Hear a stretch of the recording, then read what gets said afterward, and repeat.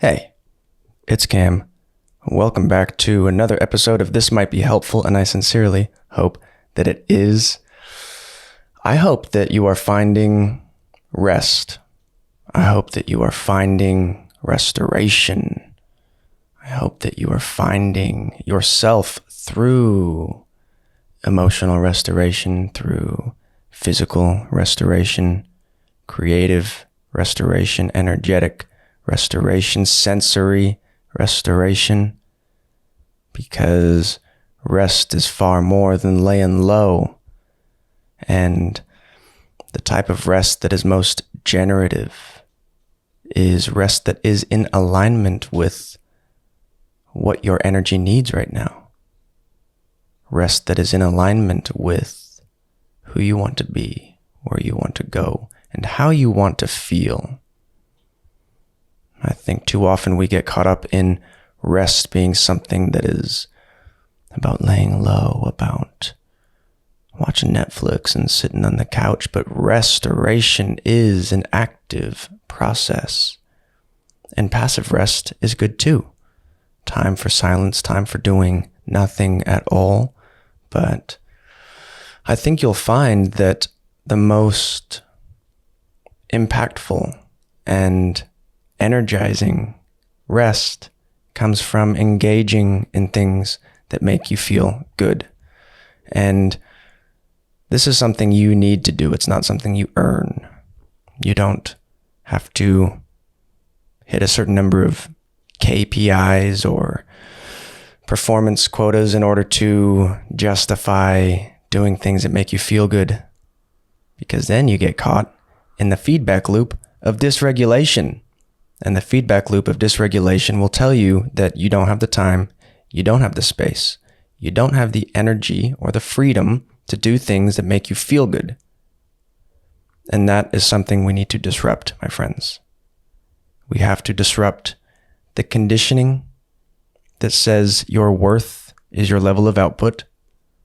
And we need to disrupt the patterns that reaffirm that conditioning, because if we do not, we will constantly be in the hamster wheel of dysregulation, where you never really finish what you want to finish. You don't achieve what you want to achieve, and you don't feel good about how far you've come. Because it's easy to forget how far you've come, because you're here right now. And although we have this database of memory, it's not often we really access that in a positively geared way. The past does not define the present. How you feel in the present does define your past, though. Thank you to Mark Mack for sharing that with me in a recent community meditation hangout study group session. By the way, if you are enjoying these podcasts and you haven't made it to one of the live meditations, hangouts, study groups, and chills, what are you doing? What are you doing? You should really be there. You should come and hang out, even if you're a lurker. It's funny, I've noticed about the community, it's a social media platform populated by the introverts, by the lurkers, and it's often the lurkers that have the best insights and the most wisdom to share. But the noise of the digital landscape is so loud that they rarely feel cold to actually participate in it. But that is different in the community, because there is a strong essence of resonance that invites people to participate. So if you would like to come and hang out in the community, I would love to see you there. And it is a fantastic way to support this podcast and the work that I do. Or else I'm going to have to go get a real job. And that is where the feedback loop of dysregulation comes into play again, right? Because I do have a job. I do have a job. I'm using air quotes there as if, what I do outside of a more conventional structure is not work. I certainly do work, but it is aligned work. And I had to make some tough decisions this year, as we all have. Becoming a father means doing what needs to be done and making the hard choices for the long-term gains rather than the short-term easy choices that might give a more immediate sense of satisfaction. And that really ties into the landscape of our lives, is how often we can choose what is aligned, what is right for us, rather than what is easy in this moment. And again, this is part of the disregulation feedback loop, is that we experience dissonance, a discordance, when our actions repeatedly fail to align with our intentions, with our values, with our desires and our dreams.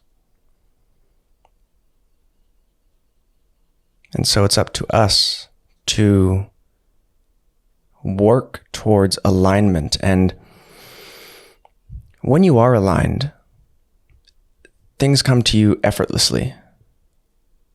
When you are aligned, you achieve effortlessly. There is a sense of harmony where your conscious intention is aligned with subconscious activity, which is aligned with the way you see the world, which is aligned with the way you engage and show up in the world. Yes, when you are aligned, it's easy. It's non-effort, non-action. There is action occurring, but the effort that is often there that drives the action doesn't feel like effort. It's effortless action, effortless movement. The journey to becoming aligned, though, that's full of hard work. There's disappointment, dashed expectations, burnout, overwhelm, overstimulation. You'll need to set boundaries. You'll need to speak your truth. You'll need to be okay with not doing what other people expect of you. And you'll need to be okay with saying no to things that you want to do as well. Because when you are aligned, things feel simple. There is clarity, a sense of cohesion. But the journey to reach that simple place is often a very complicated path. And we have to be okay with that too. We can look at complicated circumstance and confusing phases of life as the process of aligning. And the more uncomfortable you feel, the clearer it should be that what you are doing, what you are saying yes to, what you are spending your time and attention on, is not in alignment with you. Personally, I've discovered recently that a clear sign I'm not in alignment is when I feel bitter. I'm not a bitter person. I'm not. I don't maintain thoughts that coincide with bitter sensations.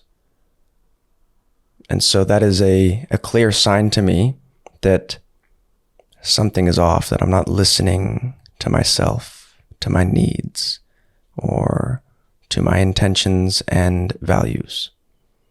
And so that is an opportunity to perform a little energetic audit. What's working? What am I loving? And what areas of my life feel sticky, awkward, icky, or bitter? Those areas, those domains, anything that is correlated with those sensations, that is where we direct our focus so that we can strategically extract ourselves from those circumstances. And sometimes that extraction process, actually not even sometimes, usually that extraction process is the matter of a conversation to be aligned within ourselves, within our vocations, within our passions, projects, hobbies, interests, life plans, is usually having uncomfortable conversations. Saying, actually, I don't really want to do this. So you don't have to justify it either. And you don't need to explain yourself. Of course, it helps if you can, and we're not here to burn bridges. You should always try and articulate yourself in a way that communicates that this is what you need, and that things are not personal, but you owe it to yourself to act in alignment with what you want. Goodness gracious, so many of my problems, air quotes, are not objective problems, but rather sensory challenges that are then amplified by avoidant tendencies. Yes. Because if something is not in alignment and I am not pleased and then maybe I'm feeling bitter, that's not just a psychological effect. It's everything. Mind, body, nothing is separate. So when I'm feeling bitter, that bitterness is felt in the body, and the body responds through cortisol and adrenaline and excitatory, stressful hormones and neurotransmitters and neuromodulators, which then amplifies whatever discomfort I am experiencing, which is then further amplified by avoiding, usually, the conversation I need to have to alleviate myself of that icky, sticky discomfort. Why do I have these avoidant tendencies? When we come into contact with those kind of questions, like, why am I like this? And we don't find an immediate answer, or at least not one that we are willing to come into contact with, then it's up to us to find better questions. Instead of, why do I have these avoidant tendencies? And then springing into some story that is pretty much confabulatory and concocted out of my brain's incredible reality generating capacities. Maybe we can ask, what areas of my life am I being avoidant in? What conversations do I need to have that I haven't had yet? How can I show up today and willingly face what reality has in store for me with courage, an open mind, an open heart, and clear intentions? If we can ask ourselves these better questions and then act in alignment with those answers, then it matters less why we are the way we are, because instead we're building new patterns. And then we don't have to ask, why am I this way? Because you won't be. I mean, there are going to be patterns and parts of you that still will be. And it's not your responsibility to fix and solve every single pattern in your life. You are here for more. You can't delete a pattern. You can't just get rid of it. There are neurobiological mechanisms at play, and some patterns are well-worn grooves in the cognitive landscape of your being. And so we're not here trying to, fill dirt into the Grand Canyon, be like, there we go, that's fixed. But we can create new riverbeds, new paths, new tracks, new opportunities for ourselves, give ourselves options, so that rather than repeatedly getting caught in the feedback loop of why am I like this, ask, how can I act in alignment with my intention, which is to not avoid reality, which is to not avoid discomfort, which is to make the right choices for me rather than the easy ones. Because I'm telling you, the easy ones stack up and they compound, and comfortable choices create a very uncomfortable life. Fortunately, this is rectified by changing the parameters through which you make choices. Really discerning your values, your principles. Have you asked yourself, what are my principles? These are the pillars upon which you build your life. They're the foundations. And if you don't know what your principles are, what your values are, then you're not giving yourself a relevant framework through which you make your decisions. It means that every time you come into contact with a choice, you have to deliberate. Do I go right? Do I go left? Should I even do this? What is this? Whereas if you know what your principles are, if you know what your values are, then when you come into contact with your choice, your values and principles have already decided for you. You go, thank you for the opportunity, but this doesn't sound like something I want to do. Thank you for the opportunity, but I'm making the right choices for me right now, and this doesn't feel like that.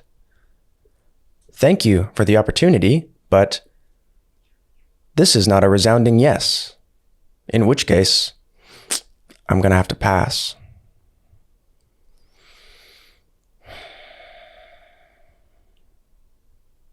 Yes. And all of this is much more achievable when you are regulated, when you've broken the feedback loop of dysregulation. And I tell you, I've gone through many cycles of burnout to discover these things. And I will go through further cycles of burnout because life is changing. I am changing. Circumstance is always changing. And we are coming into contact with edge cases, things that you didn't prepare for, things that you didn't know were coming. And circumstance sometimes calls forth more from you than you thought you had. But you have it. It's learning how to recognize when you don't have it and making decisions that are right for your energy now. When I'm dysregulated, it does not matter an iota how many followers I have, what my engagement rate is. When I'm dysregulated, the incredible, abundant life I find myself in doesn't seem so abundant, which is wild. It is incredible just how profound of an impact your nervous system makes on how you view the world, on how you view yourself. Truly, you could have all of the money in the world, but if you are dysregulated, it won't fucking matter.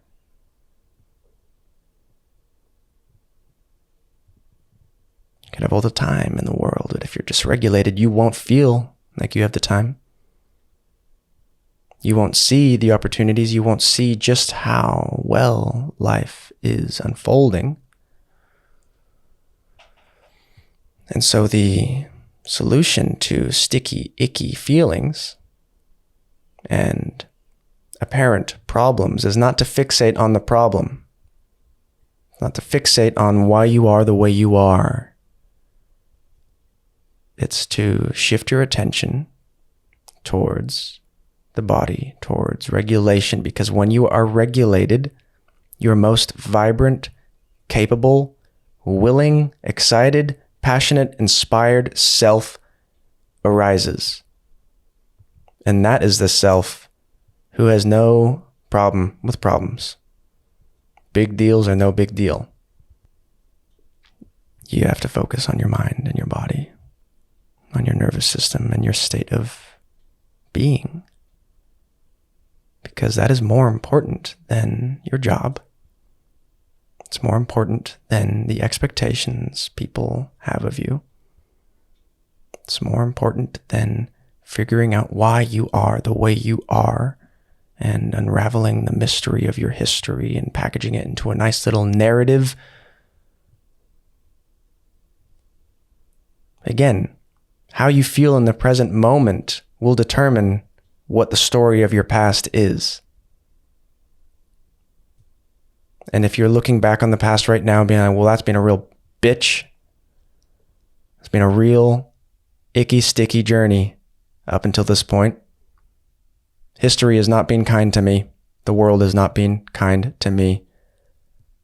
I tell you, seeing that is based upon how you feel right now. Because when you feel good, strong in the body, clear in the mind, regulated in the nervous system, you are able to witness your history as an evolution of self, as a journey, a hero's arc of sorts. You are able to reflect and introspect and see just how far you've come, just how powerful you are. Just how wonderful it is to be you, to be here now. So be here now.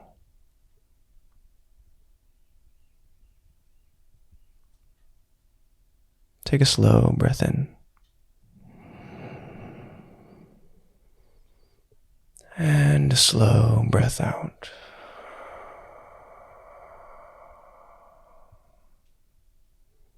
Slow breath in.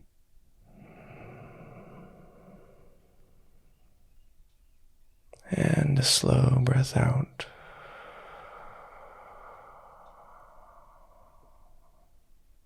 Take a final big breath in. Filling up, up, up. And let it go. Repeat to yourself that I make choices in alignment with who I am and what I'm here for.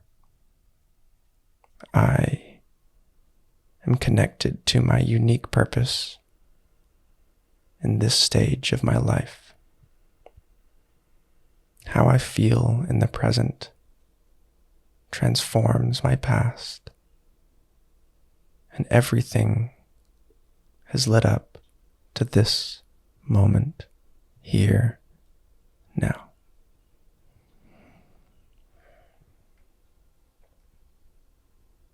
Thank you for being here. Today's episode was sponsored by the Big Bang and the Bing Bong and stimming. It is also sponsored by the Open Meditation Platform.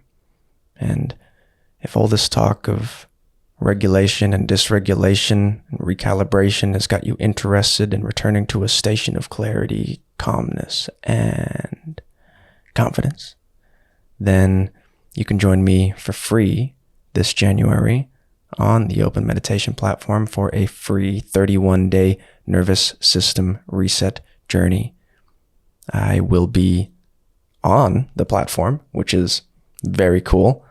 I can't tell you how many times I've sat down to listen to one of Manoj's meditation or breathwork tracks and remembered that everything is okay. So shout out to Manoj. Shout out to the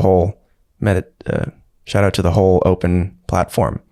It is the best meditation, breathwork, and yoga platform I know of.